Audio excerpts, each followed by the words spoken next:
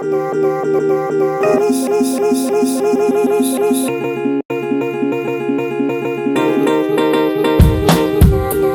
good morning guys.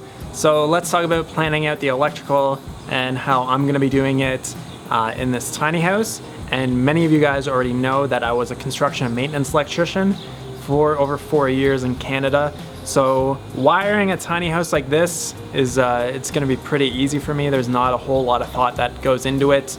I mainly did commercial electrical. So I did like a lot of like restaurants, and I did like a big dental office. So I come from a more commercial industrial electrical background, but I've also done at least somewhere in the neighborhood of 10 to 15 new homes. So I do have a good amount of experience doing residential electrical, and a tiny house is actually pretty easy to wire up. And the reason for that is because obviously the size is so small, so you have a very minimal amount of circuits in the house. Plus you don't have all the typical utilities that you're gonna have in a standard house. Most people don't have a standard electric oven in a tiny house. Maybe they'll have like a cooktop or like a big gas oven, but most people don't have the space in their tiny house to put in any type of oven. Most of the water heaters are typically on-demand gas water heaters. We're gonna be using a 6-gallon electrical water heater. Other than that, just thinking about the inside, there's just really not that much to do in it. And I'm comparing that to houses that have done that were like probably at least 3,000 to 4,000 square feet. So coming from that, there's a lot more to think about in a 3,000 to 4,000 square foot house, as opposed to a small 200 square foot house like this. It can just get really overwhelming when you're wiring such a big house, because there's just so many circuits and so many rooms and so many things that you have to think about. But tiny houses, they're a lot smaller, so they're a lot easier to wire. So when you're gonna be planning out your kitchen, which is the area that typically has the most amount of electrical stuff going on, is typically in the kitchen. The thing that you wanna do first is mark out where all the different components are gonna be. So I know in this back corner here, you can't really see it on the ground, but I have the fridge marked out, so I've actually taken a marker and marked it out on the ground. This is where the back set of cabinets are gonna be, and then just walking a little bit forward, right in front of this window here is going to be a breakfast bar kind of slash island. So I know in this back corner here for the fridge, I'm gonna need a receptacle. So I'm just gonna mark out where that's gonna go. And then over by the cabinets here, I'm gonna have 2 counter plugs. On this breakfast bar island, I'm gonna have 1 receptacle under the window, and then off that receptacle there, imagine the breakfast bar right here.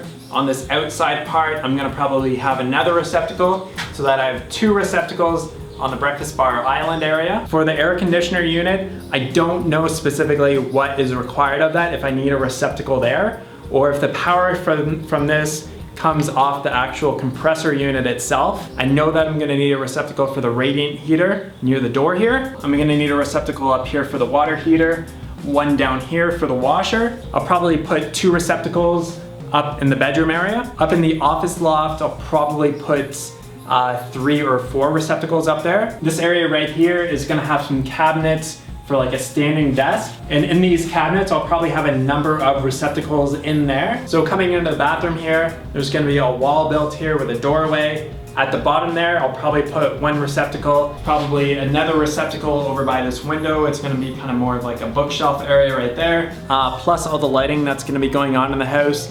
So there's gonna be 1 main fan in the middle of the tiny house. I'll probably have 4 pot lights in this main area, 2 pot lights up in the bedroom loft, and the 2 pot lights in the office loft. Then I'll probably have 4 pot lights in this kitchen area here, and then maybe another 2 pot lights in the bathroom. Then you also want a smoke detector in your tiny house as well. So that's kind of like the basic plan for the electrical in this tiny house. It's kind of hard to show you exactly what I'm saying when there aren't any boxes or any wires running through the walls. So when I get to that point, it's gonna make a lot more sense to you what I'm actually doing. So I'll be able to explain things just so that they're a lot more clear, and so that you might feel a lot more confident doing it yourself. If you feel like it's just like gonna be too much and you're too scared to do it, then just hire somebody to do it. If you know like an electrician within your circle of friends or within the family, they'll usually do it on the side for cash, which is a much cheaper way of doing it. rather than actually hiring an electrical contractor. If you hire an electrical contractor, they might be charging you somewhere between $60 to $70 per hour. And if you just get an electrician to do it on the side, you know, he might be charging you between $20 to $30 an hour. So it could be a significant amount of savings there just by finding some guy to do it on the side. Something else that'll go into a lot more detail when I actually start roughing everything in is which components that are running on electricity, which ones should be on a separate circuit, and which receptacles and lights you can put on the same circuits, etc., etc. That's an important part as well, because there's certain elements within your house that draw a lot of electricity. So you don't want to have those on the same circuit as something else that also draws a lot of electricity, that also draws a lot